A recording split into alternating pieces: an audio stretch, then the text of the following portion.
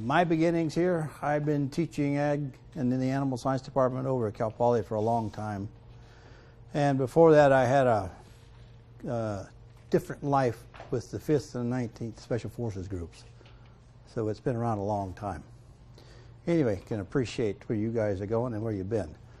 So today we need to talk two parts. One is we're going to talk about livestock as just as how you should be approaching them and what to worry about and what not to worry about.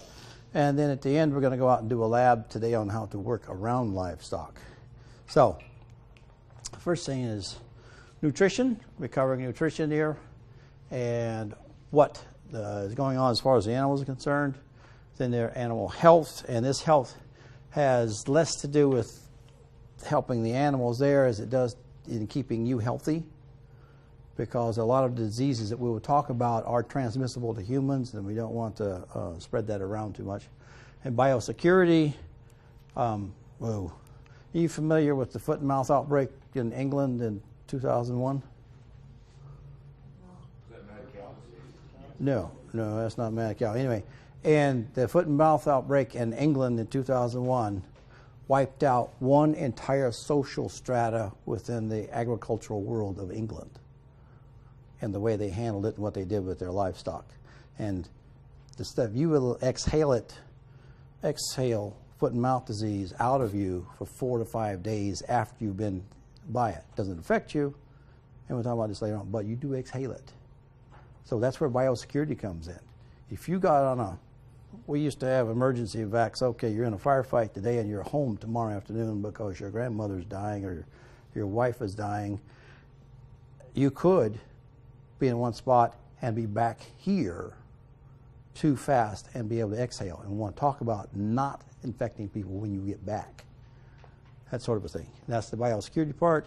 And then we get into animal handling. Okay. Now, one of the things to look at from our the people who have livestock are much more competent than the farmers, because farming has been interrupted, and that most of the farmers went out and died against the Russians and have died later, and so you've lost a whole social strata here that spreads this information. That's what we were just hearing about clearing Carezes what the grandfathers did. Well, all the fathers died and they never got the message. So, but in the herdsmen, the people who have livestock have been continuous because they have kept the family stayed with the livestock. And so you don't have the interruptions that you've had with the farmer side. So they're much more competent about what's going on in the farmers. The problem they have is everything you've heard about is nutrition, genetics of poor, because because of the way they don't do the water. It's wasteful, and I'm assuming you've already heard about land issues. Nobody owns the land, and so you can't do anything on the land because the neighbor up the road wants his part of it too, so that sort of shows up. And we're talking about not touching livestock for livelihood. We'll get to that part. And okay, every picture you saw earlier today looks like this. It looks like that for a little bit in the spring. This would be considered good grazing, but if you look in the hills around here, as you've traveled around, we've had no rain. The hills as you see them now are what we would normally see 3 months from now, and not now. So every pasture has been taken down to the ground because there's no food left, and we're beginning to look just like this. And as a result, what we're going to do locally is send a lot of livestock elsewhere where they do have grass. At Cal Poly, we have about 125 mother cows and a bunch of replacement heifers. We're planning on selling about half the herd because we do not have enough ground to feed them, which is the thing to do. Except in Afghanistan, every animal belongs as a bank account, is a component of a bank account. Every animal they've got is an economic unit. You can look at them as $5 or $10 or $100 because they are an economic unit. And you don't walk around burning $100 bills. So they don't get rid of them. Doesn't matter how they look, they can be ugly. And this is pretty much what you're going to see. But things to work on. If you increase water, you increase consumption. If you want to shut down water or shut down consumption of foodstuffs, don't give them any water. The animals will self-regulate, because if they don't have enough water, they will just not eat that much. You do the same thing. We shut down your water. You don't take any water bottles today, you're not going to eat much. Take water bottles today, you'll eat whatever you want to. So anything that happens to you happens to the animals. You need to think about it from that standpoint. So, and water is very important. In the United States, we figure a cow needs 30 gallons of water a day. If you haul water by hand from the stream to the livestock, they're not going to get 30 gallons a day. If you take them to the water source twice a day, they're not going to get 30 gallons a day.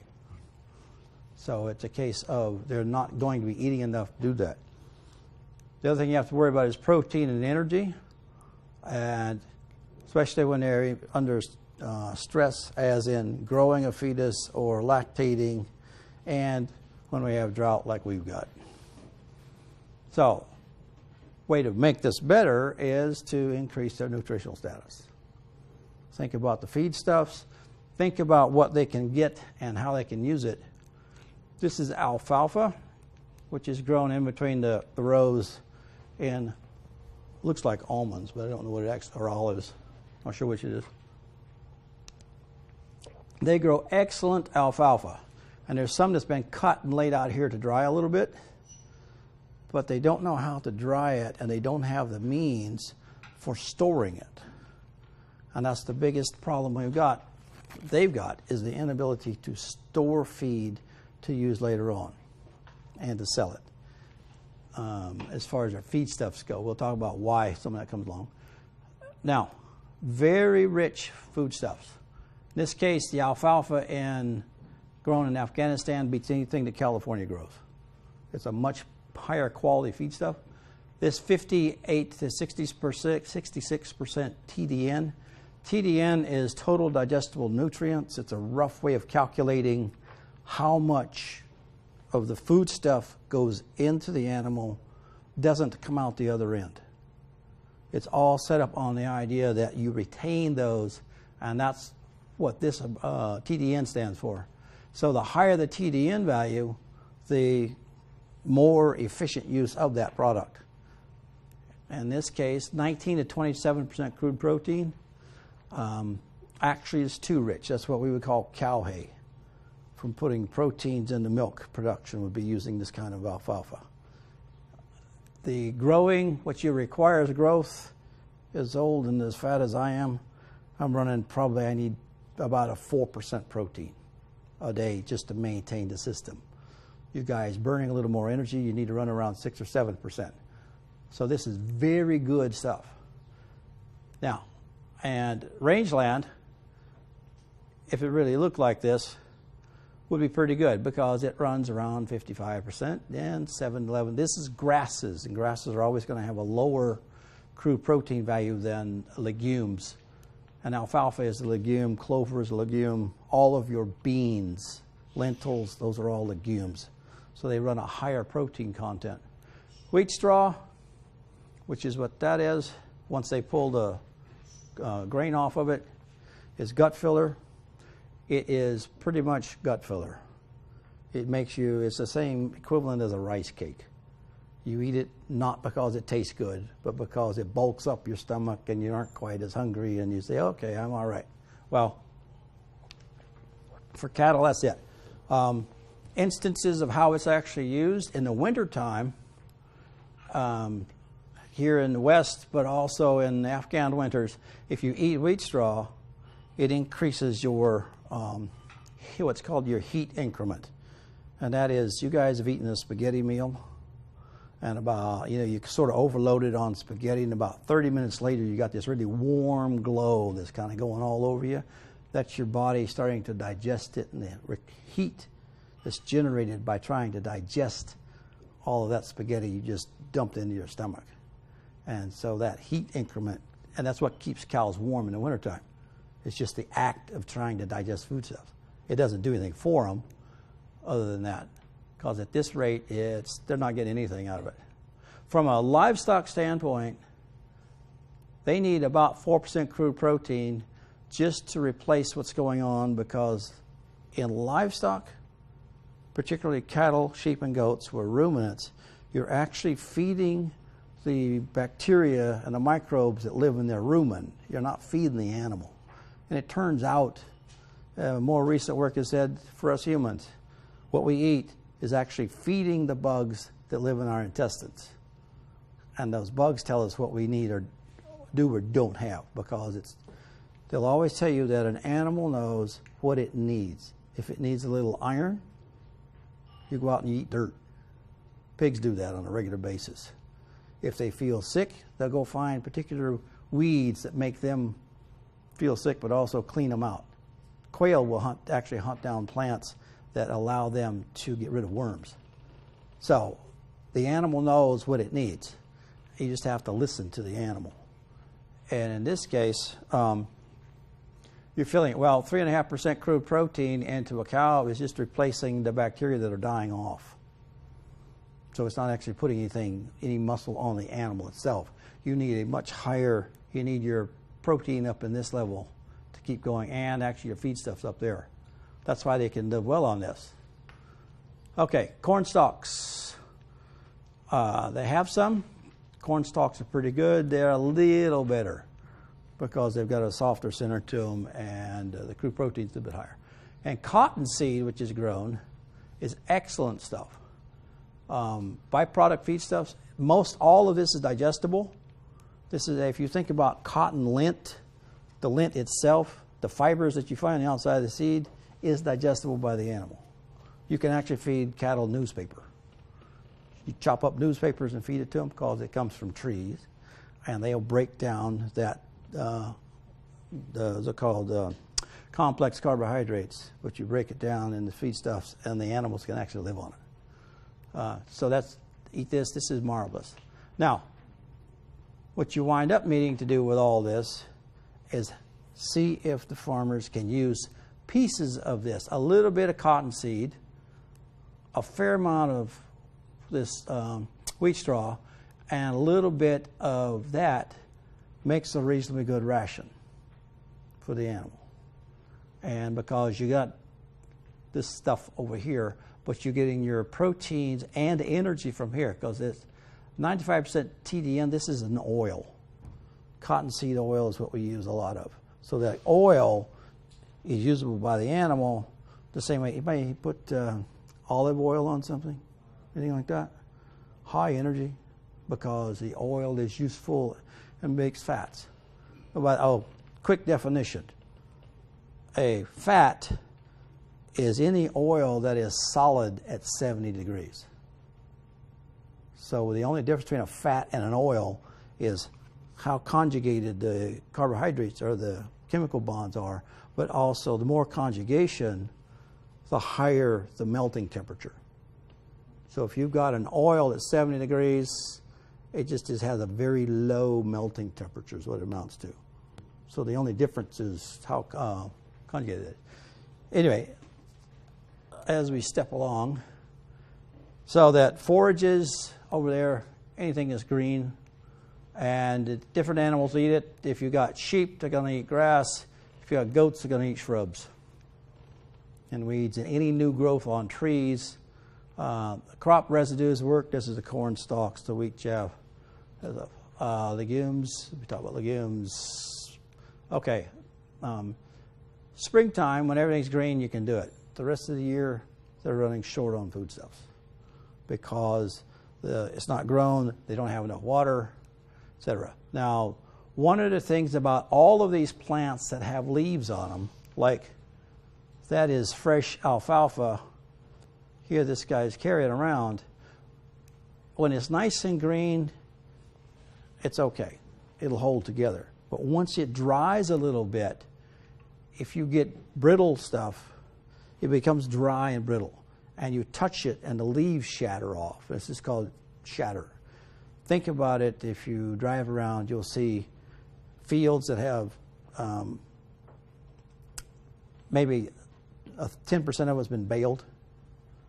and then you got the rest of it just sitting there, and you wonder, well, there's not even a tractor out there, and you go, well, why not really do that? Because you bale when it's moist enough to make up the bale so it doesn't shatter. So when it starts drying out, your moisture content in the air goes down, you quit, because otherwise you're not going to have any product because you will have lost all of the leaves. So you need to keep that in mind relative to harvest. The other part is that as the plant matures, it gets older and stemmier. You guys mow grass when you were kids. Go out and earn some money, mow some grass. And you had to keep mowing the grass. Well, a grass will grow up until it goes to seed, and then it stops growing. So if your parents would have let you let it sit till it got about yay high and went to seed, you only have to mow it once. Because then you go back, there's not any more growth. It quits. And when it does get to seed, though, is the entire stem is now filled up with lignin and silica, and so it's almost inedible to the animal, or getting less edible to the animal, but getting stiffer, stemmier. And when it gets to that part, it's when you start making paper out of it, as in papyrus. When it gets nice and long and stemmy, then you can pound it into something. So, but the quality of it, as far as being something you want to eat, it's kind of gone down. Okay, coochies. Coochies are migratory, and they circle around Afghanistan in a pattern. They are following the old migration routes. They're still left. They're probably the only actual migrating groups that still exist. Most of the wars we have in Africa have to do with artificial boundaries, and peoples that used to migrate around feedstuffs, particularly around the southern Sahel, they put in country boundaries. You can't come here because you're in that country, not in this country. And they stop the migration patterns, and what you have seen is an increase in the Sahel region as it grows south, because they're no longer, everybody's stuck in one spot, just like in Afghanistan for some of this. Well, the coochies get around that by migrating. And when the coochies show up, they will take everything down from this looks okay, camels can eat this stuff, goats can eat that. You can see the donkey here is chewing on some weeds. They'll take all this down to about this level, and then they'll pack up and move on to where the next green spot is. And one of the problems that they run into is that the farmers in Afghanistan know that the coochies are coming. So rather than have the coochies get the green stuff, they're going to graze their own animals on it, and at that point to get it down so that they've got the green stuff out of it before the coochies come. And with the land tenant problems, this isn't going to change. At some point, if Afghanistan is going to advance, the coochies are going to have to stop moving and get more serious about doing local stuff. But as it is now, about 80% of the goats and sheep in Afghanistan are in migratory groups. And so that creates a problem, is that they're always moving for new feed. Now, the animals themselves. This one is a nice, fat, looks like a first calf heifer. She doesn't have much of an udder on her, but this is a case of not in Afghanistan. Since a friend of mine put this together, I know, don't know where she got it from, but this animal is not in Afghanistan. Because you can't see the ribs. You can barely make out the distinction of the back, along the back. And if you look, there's going to be fat here and fat right in what we call the stifle joint. Their knee joint is right there. And so fat will start to fill in right there when they get plunk. 6 or 7. This one? Yeah. She's bumping 7. I'm bumping 7 these days. It used to be about a 4.5, but I'm bumping 7 now, so I have to think about that. But yeah, because this one is down to a 3, The two? Say again? Okay, the numbers, the number that was brought up by this gentleman are called body condition scores. And it goes from a 1 to, depending upon the livestock and depending upon which book you get the numbers out of, it goes either 1 to 10 or 1 to 9 for cattle, and you do a 1 to 5 on sheep and goats. It's the same numbers, but there is a difference. And ideal is 5 to 6. You've got your best reproduction is going to be in the 5 to 6 category. Your best production by the animal, milk production or meat production, is going to be about that 5 to 6 category.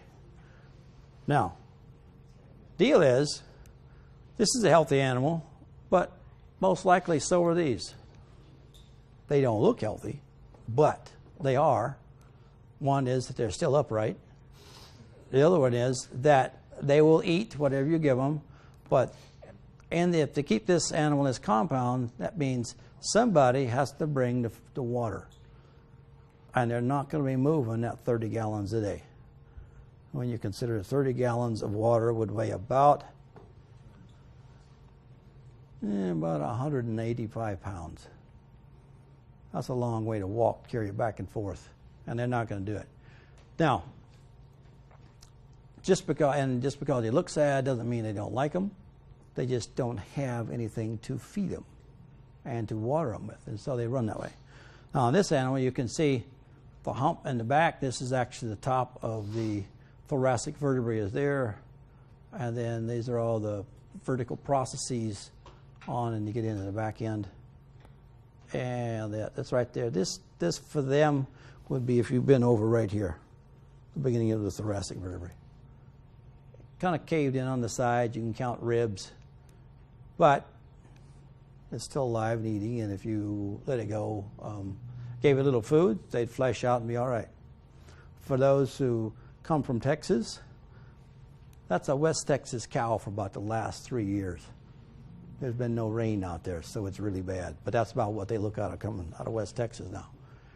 Anyway, so body condition score, too much, even for this animal, and not enough for much more production than a little bit of, perhaps a little milk, something else. This is an idea of how to look at it. This one's getting down into that 2 to 3 category. The flanks caved in, the ribs are showing, and you can just about feel every process on the vertebrae. You can feel the entire bone as it comes down. Whereas in this animal, you see that it's sort of filled out, that there's enough fat and muscle on this that comes up. By the way, you may eat sirloins or T-bones. T-bone, right there. So when you think about the muscle on a T-bone, you've got internal muscle and external muscle, and the external muscle is missing. So there's not much on that T-bone because it's not enough energy in there. Whereas this one looks pretty good. Looks like you might actually have one. And one of the things that we run into is you look at these animals and they look okay, except they're carrying a lot of wool. Now, I have an old cat. Cat is 15 and a half. He's in much better shape than I am. And he looks fat all winter. And I'm going, you are a fat slug.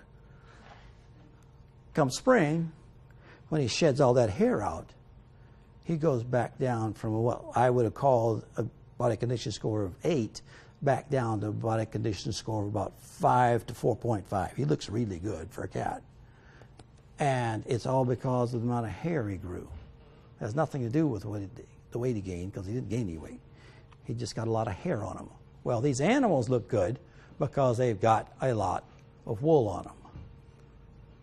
Hair up here, wool down here. And so that is misleading unless you look at this. And you can see the kids who are running these goats are going to be here a while because it's still green out there. These have taken their grass down. You cannot, as those feet walk on it, it's down flat. There's only it's only cover. Okay, next thing about the animals. And let me back up. $5 bill, $10 bill, $20 bill, $10 bill, $100 bill. Economic units. Their bank account is walking around, they take it with them. You've all read stories about, well, I put it underneath the mattress, there's walks with them. That's the point I've got to drive in here. Okay, on the low end of the totem pole, donkeys and camels. And actually the donkey's the lowest one on the totem pole. And from a feed standpoint or a nutrition standpoint, they look at family, cows if they got them, sheep and goats, camels, donkeys. Don't like them, can't get along without them.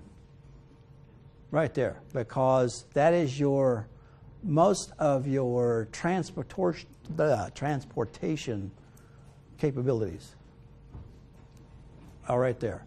And this is an old thought process, but in 1979 I went to a presentation about India, and they talked about the fact that 85% of the stuff that moved in India in 1979 moved by ox cart.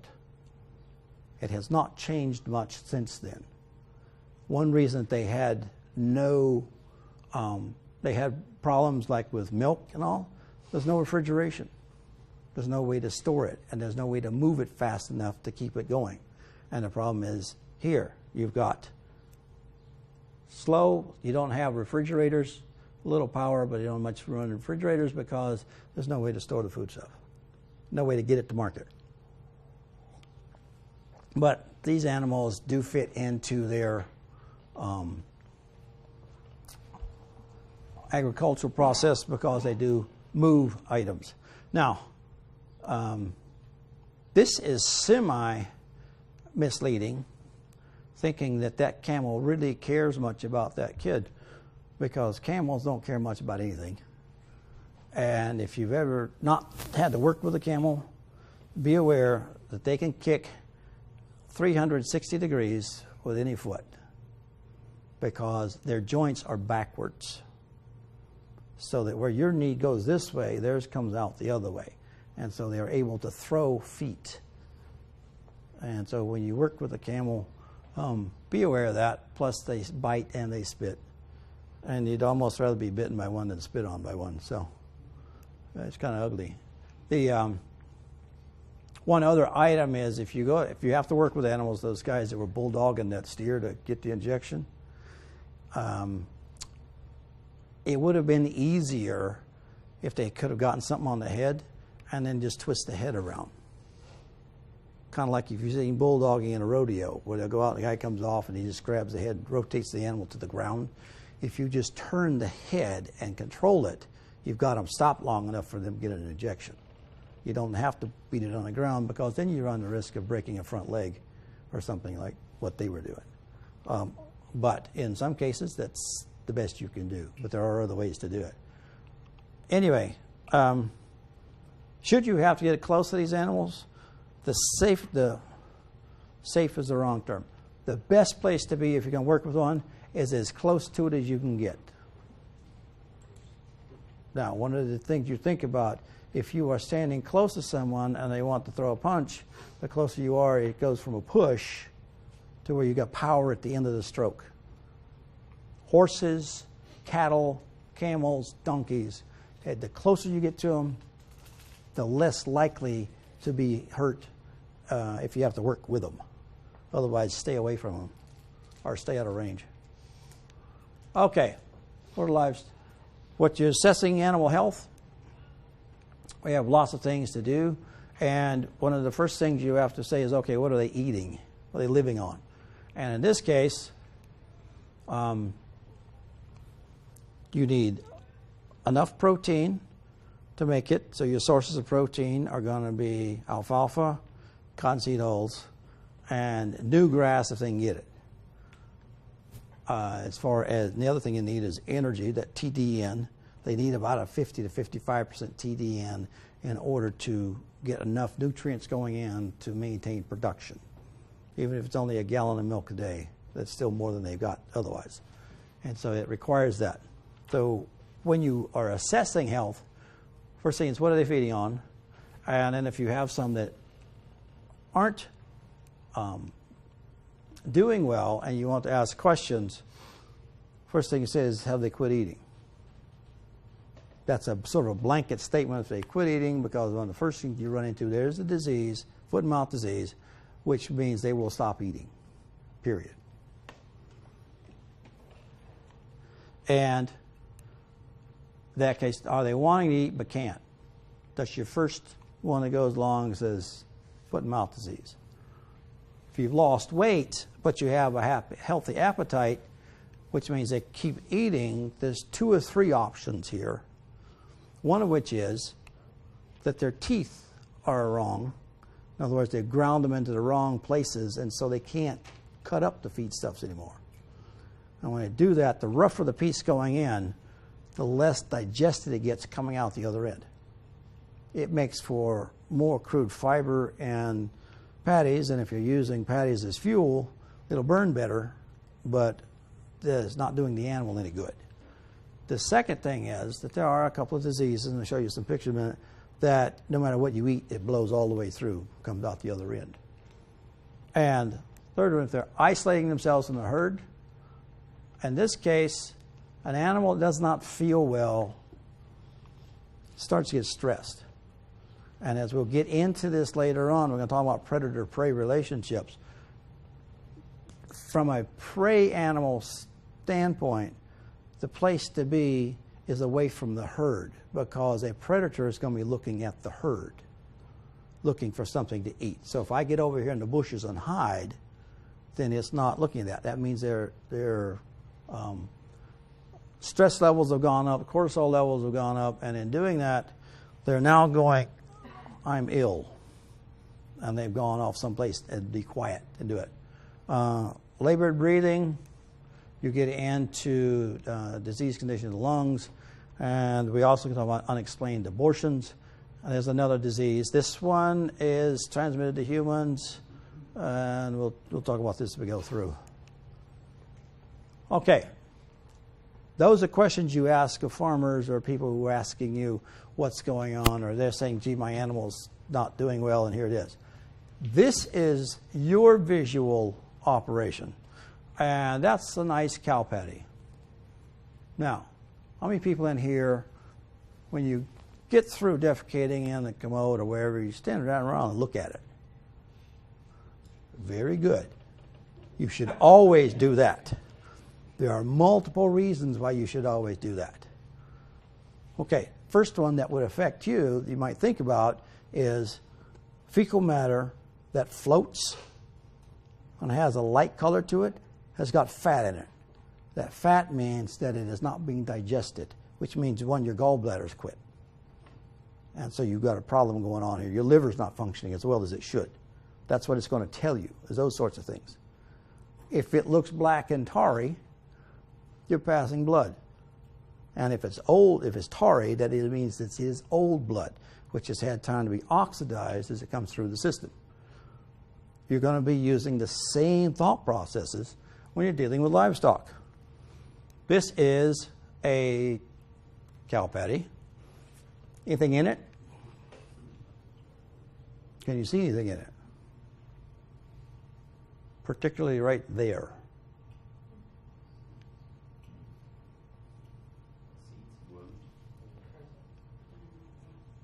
All questions you should be asking. It looks like undigested grain, which means they did not eat it. Now, if you guys really need something to assist you in figuring this out, I invite you to, this is a gorgeous place to get it. Go out and get some really good fresh corn. And eat some corn on the cob, and then start monitoring fecal matter from that point on. One is to see what the rate of passage is.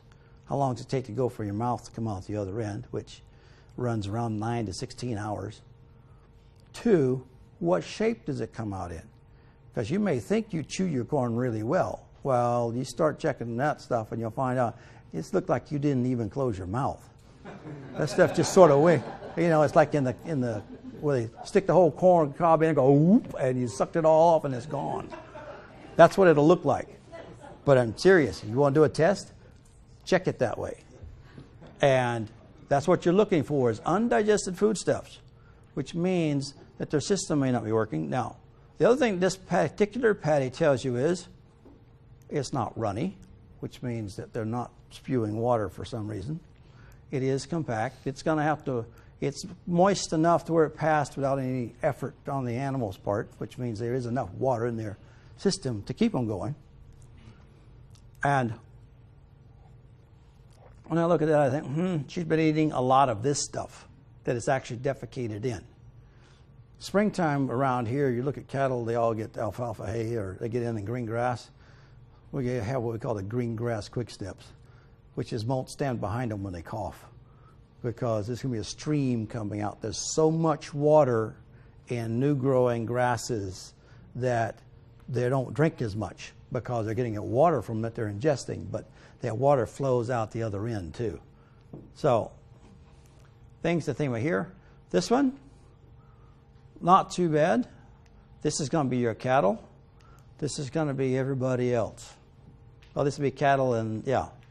This pellets, well, first off, why does this animal do this and why does that animal do that as far as defecation goes? They're both ruminant. They're talking about sheep, goats, and camels here on this other stuff. But what's the difference? No, they all have the same stomach. They're all ruminants, so they have a 4-chambered stomach and such. The difference is this animal originated in an area that was not necessarily a desert. Most of them that you'll see came from southern India, but they would be considered a desert. But they give out this kind of stuff because their genetics says that. These animals all adapted in a desert because they've sucked about as much moisture out of it as you can get. And if you run around, you walk around, not necessarily here, you go look at deer and rabbits. They're all doing the same thing. They give out pellets. It's one way of pulling more moisture out of it and retaining that moisture. Now, so this is going to be sheep and goats. To my mind, I see a problem here. You see how nice and brown and firm that is and how some of these seem to have sort of a glaze on them. That glaze is probably either mucus or sloughing as part of the lining of the gut, which tends to indicate another disease. Coccidiosis does this. When you see it come out, you go, where's all this mucus coming from and why is it there? And sometimes you see even sheets of, see that piece right there and that piece right there. You get sheets of tissue. And it's the lining of the bowel, large intestine portion that is actually slipping off because the coccidiosis is infecting the lining of the gut and creating problems. So that's just things that you can read just from seeing this. Now, this animal and this animal have got snotty noses. You wouldn't believe the length of a cow tongue until you've seen it work. Their tongue comes way out and comes back, and they'll put one up this side, and they'll put one up that side, and they'll keep it clean on a regular basis. If it gets to this, she is A, not feeling well, or he, and B, whatever it is, they're really down because they're not staying clean. And they've got a high upper respiratory infection going on. Same with that one and this one. And so there's problems. A cow, and that's a goat. Now, another thing to do is anemia guide, and you can look at the eyes. And that's actually where everybody does. If you go and take your animal into a vet clinic, I say, how's it doing? And maybe even for a health check, first thing you're going to do is roll his eyelid back and look at them. Because everybody uses the blood flow and the lower eyelid as an idea of how good, what the anemic hemoglobin level is in the animals and such. So if you've got this one, this is called a Fibonacci score, but anyway, if you've got these two, looks like this, you're okay. You get to this one, not doing so well. This would also be what you would look like if you went and gave blood, but it would only last for about 8 hours. And then it would come back because you would have pulled your platelet, red cells and platelets down to where you won't see any color. And you get into this area, though, you're just going to have to start thinking about doing things. This one implies that you're bleeding out inside, or in this case, could be barber pole worms, which are like hookworms, and you got enough worm population where it's sucking you dry from the inside out. And so there are things that you would see that. Okay, birds, all kind of the same thing. Now, everybody in here can tell when your friends don't feel good. They show, yeah. Somebody have a good time last night? Yeah, okay. When you don't feel good, no matter what the reason is, you can read it in other people. Use the same signs to read the animals, because we're all animals and we all react the same way. And the case being, in this case, if you've got a healthy bird, he's alert. Tired and listless, maybe that's what people are laughing about someone this morning. He was kind of tired and listless. Wasn't doing so good. Okay. They run, scratch, or keep going. They're doing the things they normally do. Sit or lie down for prolonged periods. In other words, I can't function, so I'm going to go over here and just sit down for a while. This time of year, what you're going to see a lot of in troops is going to be heat stroke and heat prostration. They're going to go over because they don't feel good anymore. They go over and sit down. Same idea happens with everything else. So everything you would see here as normal, pick a human idea. Now, soft, compact droppings. So back to reading that. Wet droppings, blood of worms, diarrhea. Yeah. Sometimes smelly, and then when it gets really smelly, you can actually, in some cases, delineate diseases by the smell of the diarrhea. By your own dogs. Own a dog, yeah. And when you had your puppy, you might buy puppies. Okay, well, you take that puppy to the vet, and one of the things he's going to give you is a parvovirus vaccination for that dog, and say, don't take it out in public till it's after 6 months old. Parvo has a very distinctive stink to its diarrhea. And as such, you can tell, we know what the problem is. Several diseases will give that to you, and that smelly comes into play there. Just for so you guys give you an idea, because it shows up in what goes on, is RRHEA. This is actually the English spelling of that word. Means to flow. And in other words, and the DIA stands for diameter, which means through. So diarrhea means to flow through. And what it does is it goes in one end wet, it comes out the other end the same way. And so anyway, when you start seeing words, you think about them. Now, moving on. This one is ugly. Bleeding from every pore it's got. In other words, bleeding out of the udder, bleeding out of the rectum. In this case, from the vagina, bleeding from the eyes, the ears, the mouth. That's called anthrax. Anthrax is nasty stuff. In San Luis Obispo County, anthrax kills somewhere between 30 to 40 cows a year.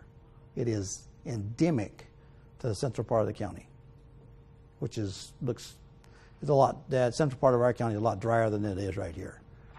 So, but this animal, anthrax, by the way, is called wool sorter's disease, which it got its name from having anthrax in sheep, and as they cut the wool off and sent it to the people who market wool and grade the wool, and sorting out the wool with fibers as to whether it's you're going to make shirts out of it or you're going to make carpets out of it, people contracting and dying from anthrax based upon the wool itself.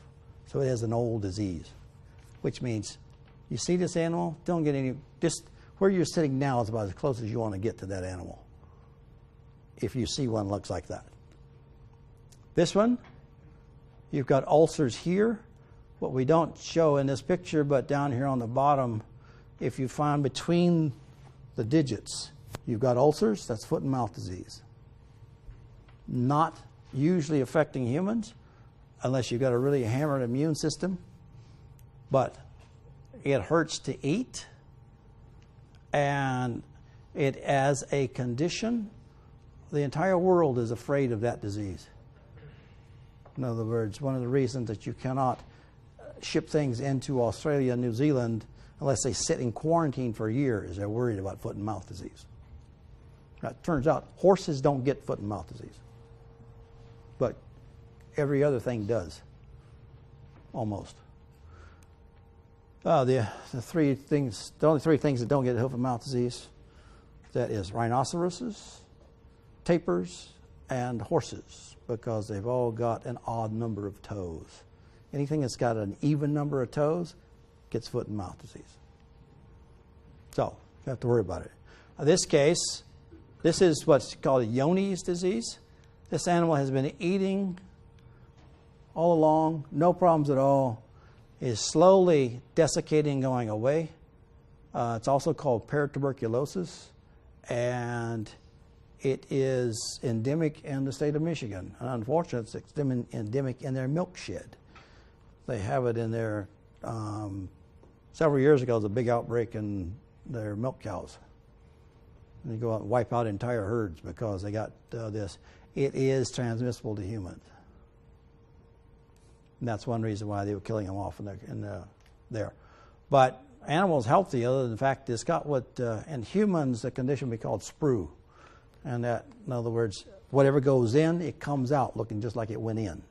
It doesn't stop in the middle. The entire digestive system has quit, been overrun. This one, and there's a trooper standing there, and that cow is actually tied to that tree. Looks pretty good. The deal is that she is pregnant, and so she's spread out a little bit. But if he was to walk by and note on the ground that there was a fetus lying there, and you talk to the farmer, he says, oh, she's bred 5 months ago, then you're talking about brucellosis. Now, brucellosis is also called Bang's disease or undulant fever.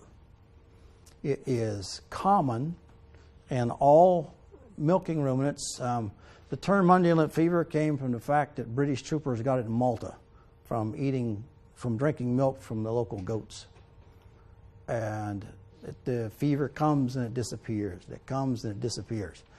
The other problem we have with brucellosis, because in humans you can fix it, is that it tends to settle into the reproductive tract.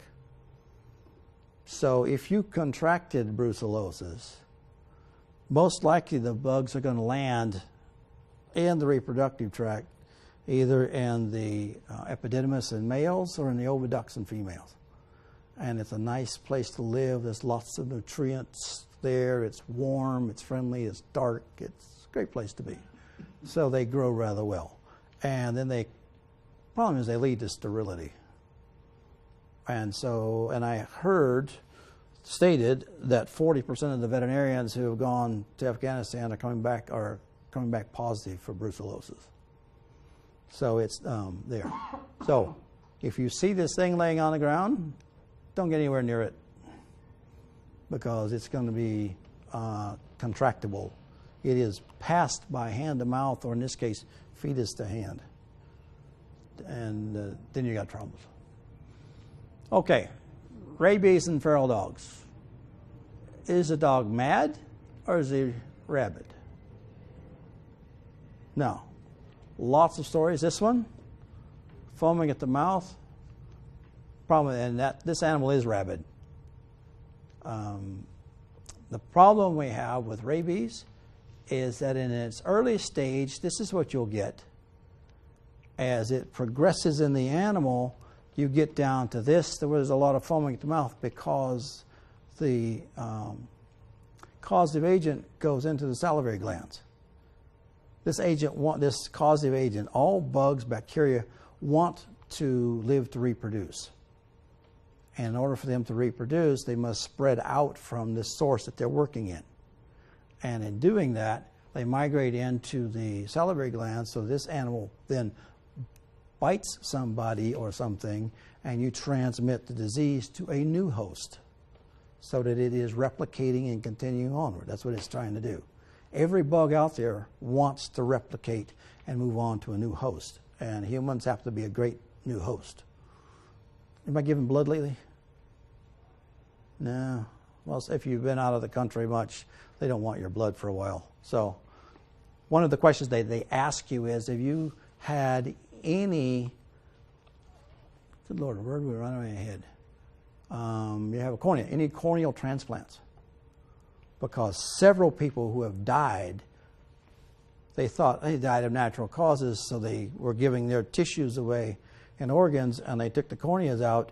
Well, when they transplanted corneas, they transplanted the virus, and the person who received that corneal transplant is now dies of rabies. And so it goes around. So it's nasty stuff. Now,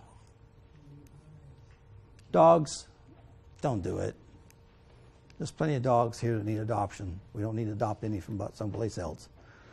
One thing is, these animals are also reservoirs for a lot of other diseases. There are 80-some diseases that humans and dogs trade back and forth.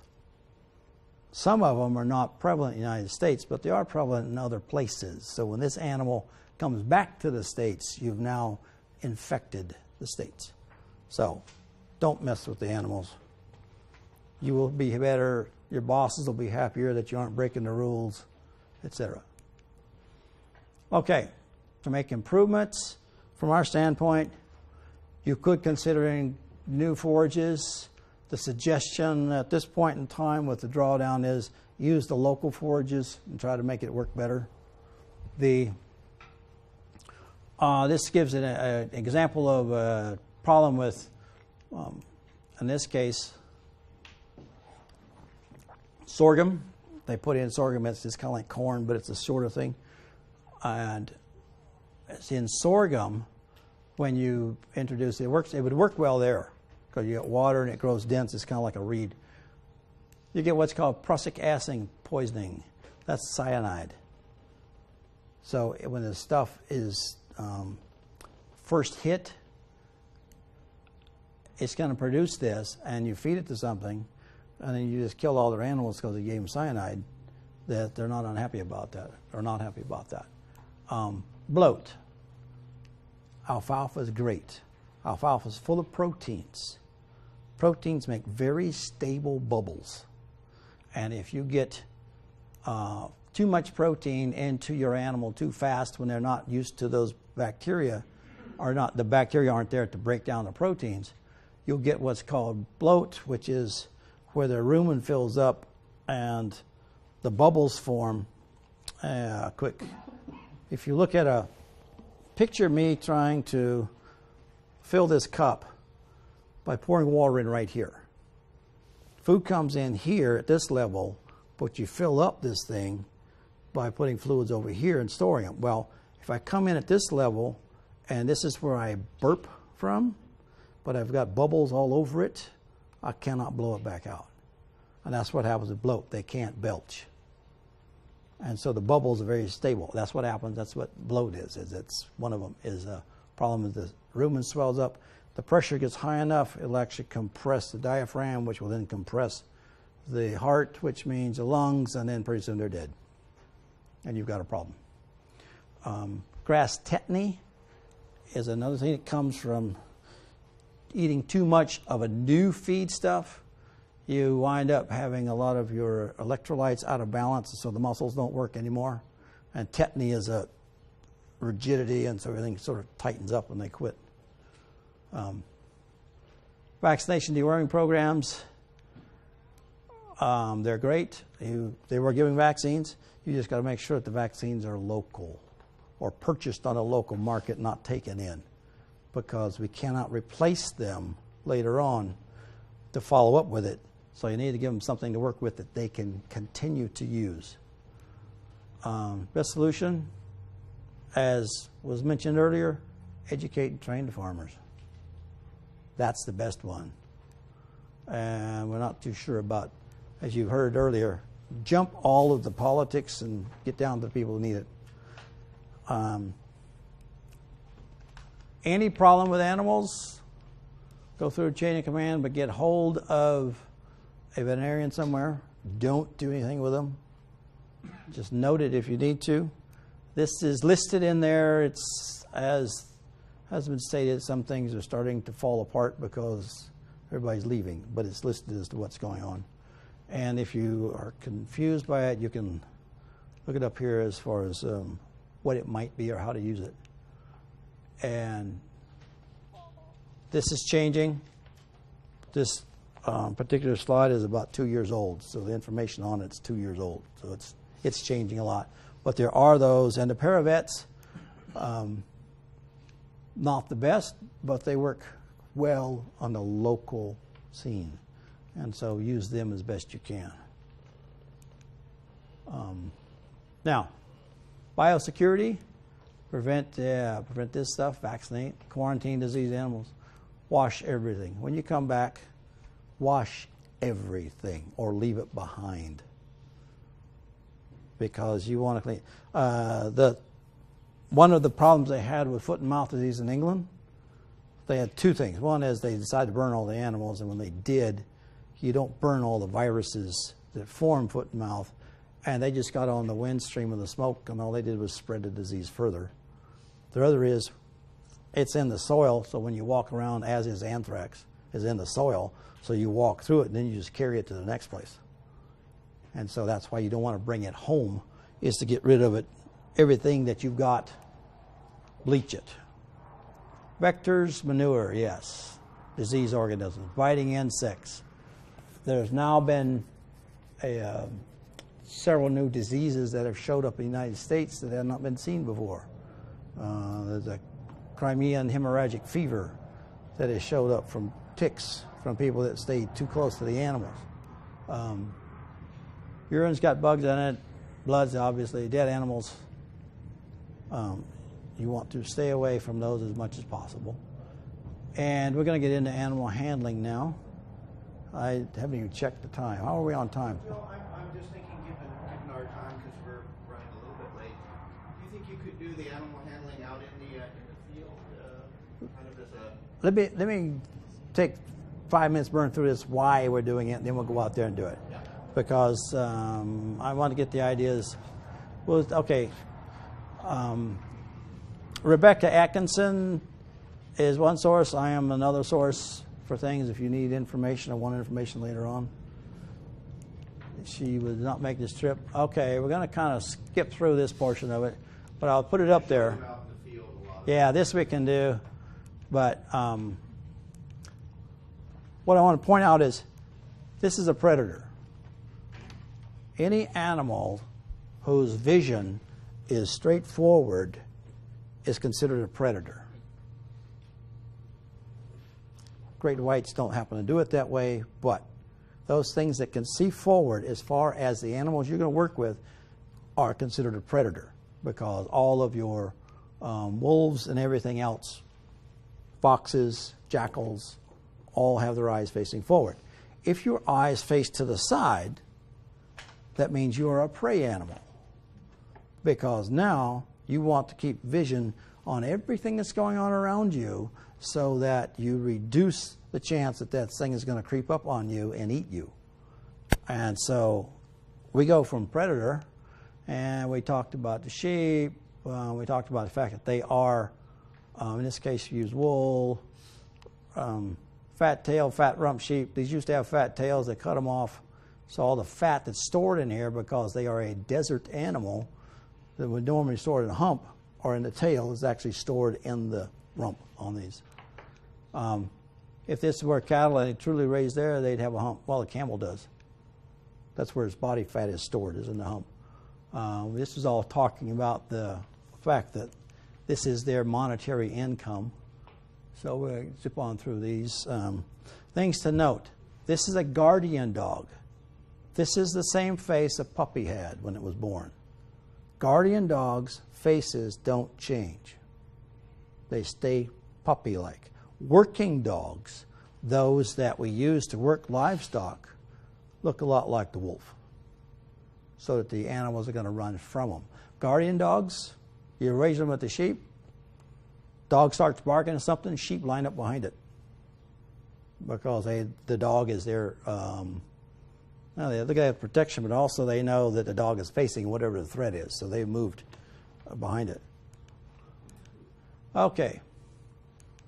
You can read these, but the problem is we get into movement. Rapid or jerky movements are always a threat. And these animals that we have, if you chase them, they're going to run.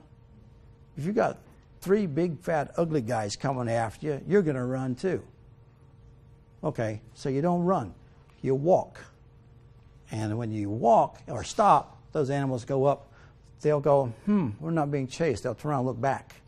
And they'll go, what's going on next?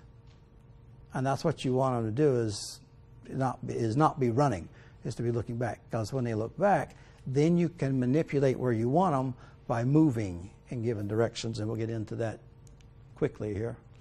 You cannot take one sheep or one goat. You take several because they are a flock animal and they want to be with a flock. So if you got to have, I need that one, take that one and 6 more. You can always sort them out later. And they return. There you go. Just said that. Eye contact. That was the one thing we talked about. That was the very first thing. You stare at somebody for 10 seconds. It is a threat. Now, women normally talk to other women by looking them right in the eye and talking. Males do not look at other males in the eye as they talk. They tend to sit side by side and look away. And every once in a while will make contact, but they don't do it.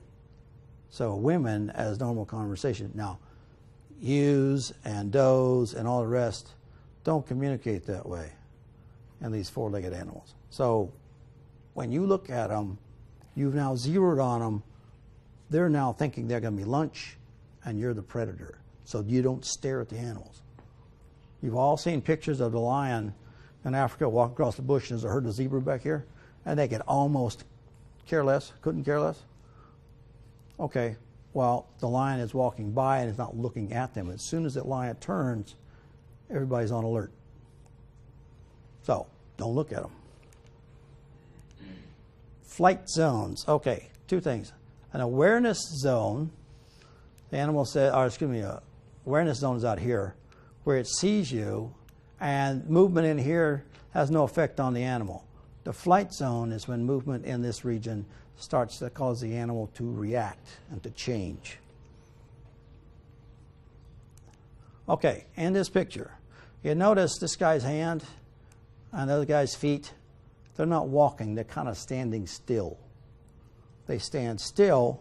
These animals will come up. Here's your flight zone. And since I bet if the road was a little wider, they'd be further over. But the animals are just going by. These people are standing still. If they're walking, you're going to see these jumping all over the place. Okay. Now, this is the thing about cattle. This is a blind spot. That's why you never walk up to a horse or a donkey or a camel or a cow directly from behind. Because as soon as they perceive something back there, a foot's coming. Because it's coming to eat them, whatever it is. And their reaction is first, and then they think about it later. On the sides, this is monocular vision. Here. They can see it, but you do not have any depth perception with one eye. It takes both eyes to get depth perception. So, they can't tell where you are, they just know you're over there. So they react to that. And the front is where they have binocular vision, and then they start telling it distances. So what you do is use this side stuff as pressure points. In other words, here's your flight zone, and so they can't see you here. But if you want this animal to move, you come up to this, and actually the markers on this line, here the animal will move directly away from you. Here the animal will still move directly away, but you may be trying to turn it a little. In other words, you may come up and come in like here and cause it to go like this. When you get to this one, this is your break-even point. On this side, and this literally can be measured in inches. On this side, the animal will still move away from you, but now it'll move off this direction. If you get to this point, the animal's going to turn. They'll turn back. And if you don't want them to turn back, you stay behind that shoulder and keep moving forward. And get up here, then they will turn, because they're turning away from a threat. To them, it's always a threat. And that's pretty much what this is showing you, the same line. This point of balance right on their shoulder. Get to here, they're turning away. Get to there, you can still move them, but the animal is going to turn in relation to where you are on its side. And what else we got here? That's the end of it. Okay.